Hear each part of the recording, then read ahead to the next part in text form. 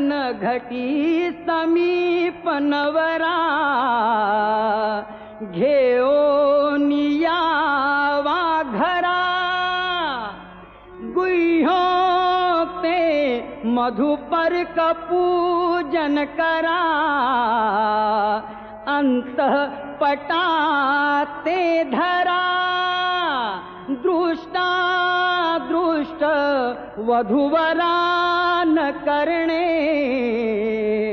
दोघे करावी उभी वाजंत्रे बहुगल बला न करता कुर्या सदा मंगलम शुभमंगल यन्मंगलम महेन्द्रस्य प्राप्ते देव समा